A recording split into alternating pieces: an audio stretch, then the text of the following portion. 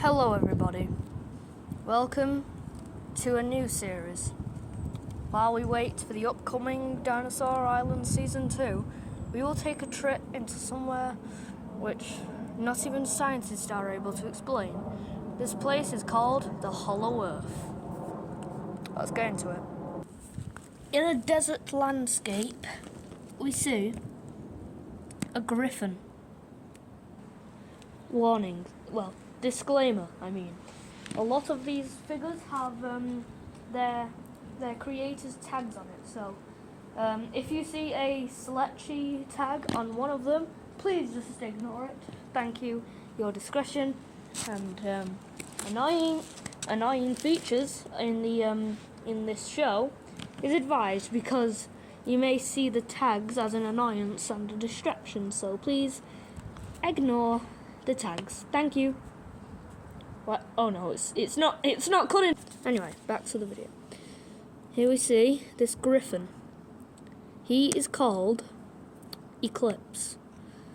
We just don't really have a good name for it, so we just decided to name it after one of the dinosaurs on Dinosaur Island.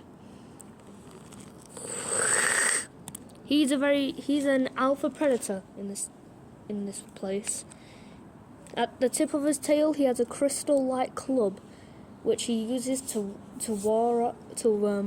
scare off other predators and use it as a weapon.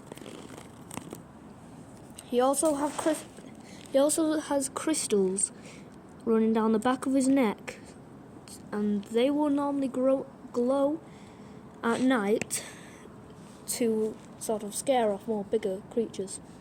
He's not doing that much. The only thing he's really doing is just walking annoyingly away from the camera. Well, the drone. These creatures eat a lot of fish, but also hunt down prey. And sometimes, when they have to, they eat plants. Mostly the magical fruit which grow here.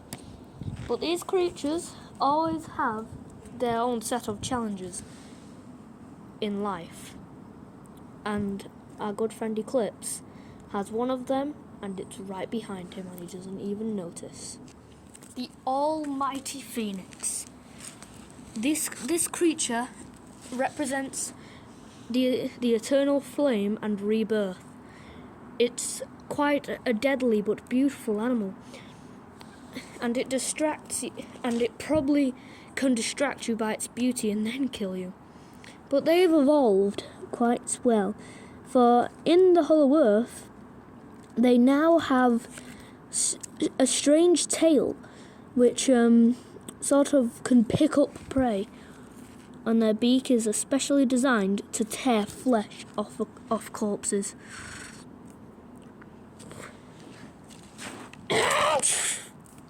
Eclipse is startled by the sudden attack and quickly gets in a fighting position.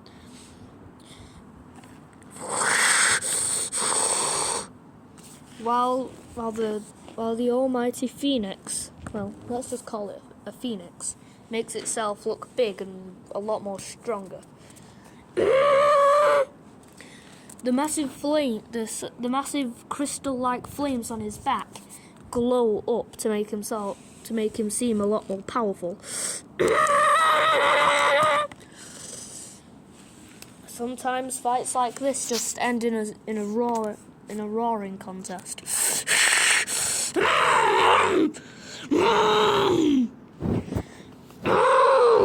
And that's one of those fights. But Eclipse doesn't want his day to be ruined by this one scenario, and he decides to go with violence. He uses his strong crystal club on his tail to knock the phoenix to the ground, and soon the phoenix is shocked and lies on the floor for a few seconds before he decides to fly away as quick as possible. Nelly, what are you doing? What are you doing out here? Oh no, there's a cat right there. Oh great, sorry for this quick This is quick. What? Nelly, what are you doing out there? Nels, I didn't let you out, did I? Strange. Okay. Sorry about that. We have only found 7 species inside the hollow earth, so this video may only be 7 minutes or possibly shorter, so thank you for this few seconds of time. Here we see a 3-headed monstrosity. A dragon, but not just any species of dragon. This is in fact the almighty. Why do I keep calling these creatures almighty? Well, they sort of are mighty, but never mind. The Hydra. Obviously, the 3 heads, when one is dismembered, another 2 grows back. This one was only born a few, I think, years ago. It's only 1 year old. It'll get a lot more bigger than this.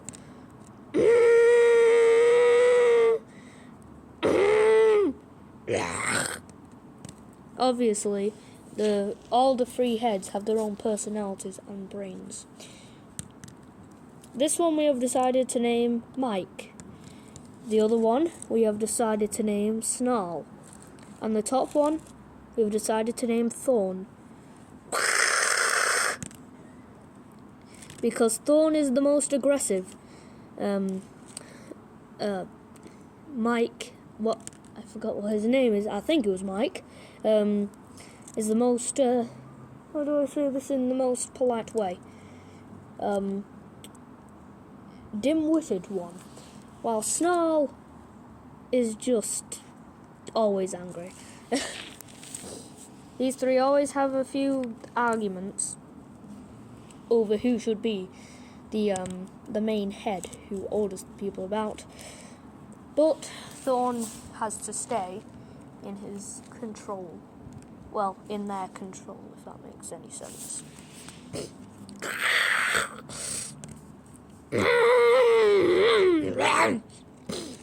They're all talking, and why they're talking, it's because they're planning a hunt. Because they are currently hunting down quite a big animal. And it's an animal that is in the modern day, but has supersized a lot. A sea lion. These guys are not the normal sea lion. In fact, in the hollow earth, sorry, I have a cold. In the hollow earth, they use their fins, which are quite strong, to dig burrows into dirt in the summer. But obviously, this one's in a rock desert. It's the winter, so can't really do that. They are mostly vegetarian and are a lot more quicker on land, believe it or not. But they can swim up to 80 miles an hour in the sea, and only can run 30 miles an hour on land.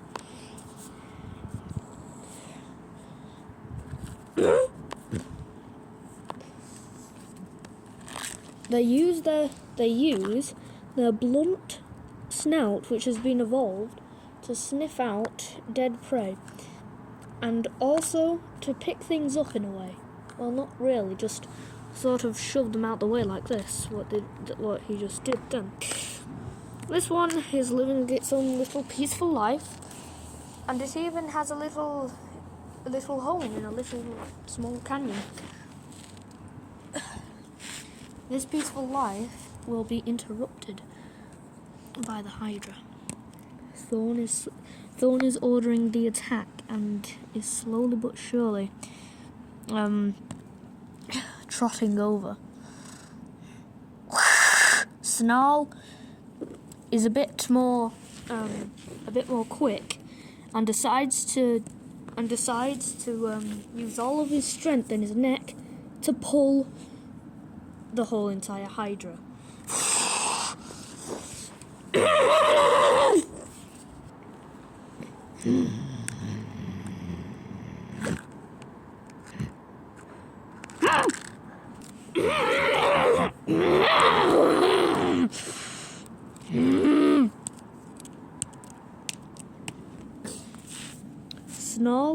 Snarl has scared off the sea lion, which we have decided to name Jack. He's frustrated, but the others are more annoyed.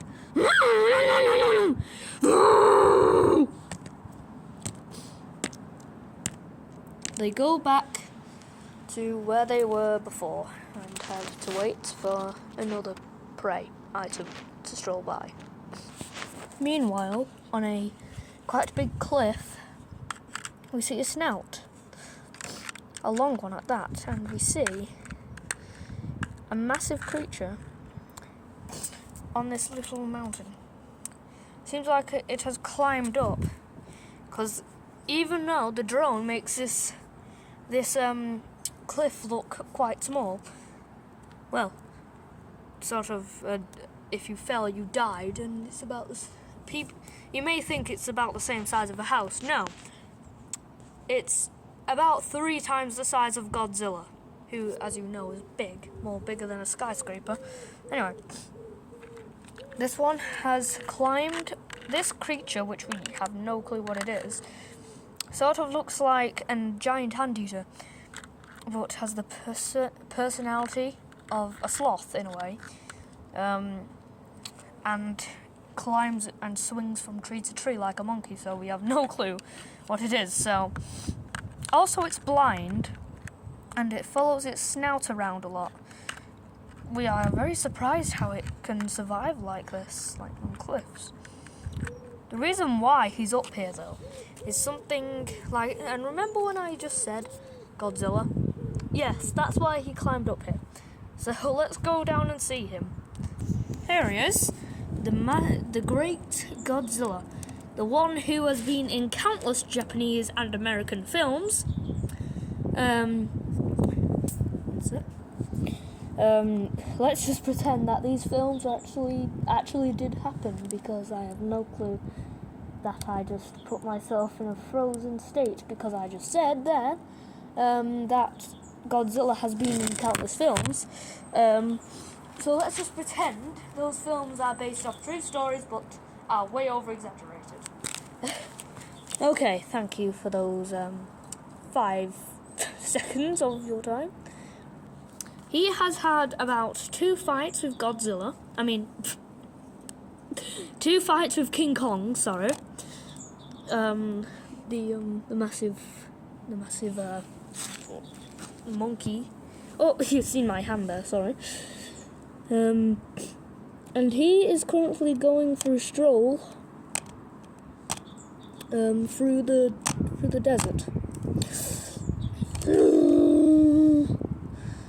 In the films, it's over-exaggerated how he behaves. In fact, he's just like an ordinary massive animal. Sort of if you fused a gorilla, an elephant, and a monitor lizard together, and you got this. So, sort of how it is. Up. He has spotted a little nest, and he decides to sniff around to see what species has possibly laid their eggs here.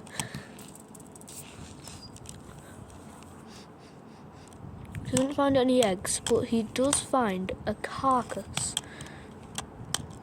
But it's already been eaten by possibly another kaiju, or maybe just a scavenger. So he decides to walk away. Me and the crew seen something that really astonished us, so we decided to get it on camera while we still could. And the creature we found, we thought there was only one left, but we were wrong and found something out which we weren't expecting. This is a dead body of the kaiju we call Kong. But this isn't King Kong, the one which is featured in a few films.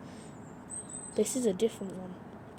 As we see, this one only has one hand, has a scar on its arm, and has sadly died. It seems to be a lot more younger, because when we came, it was a lot more smaller than the Kong specimen, which is still alive today and supposedly the last one. But now that we have found this one, it's really made us change our thoughts, and from now on we will be trying to search for these creatures all around the world. Well, I mean all around the hollow earth. And if we find more, we will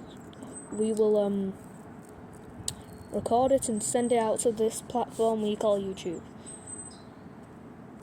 Thank you so much for watching, guys.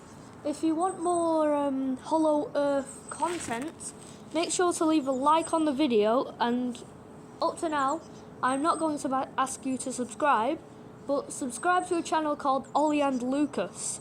So yeah, go subscribe to that channel.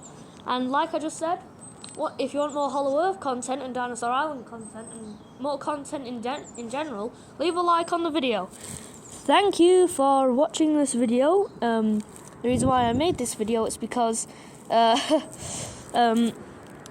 dinosaur figures are currently at my dad's, and my dad's working abroad, aka in Wales. So he will be back Saturday, I think. So that's when the trailer will release, alright? Alright, I'll see you maybe in an hour or so, or maybe Saturday, alright? Thanks for supporting my channel, guys. And yes, once again, please leave a like. Thank you!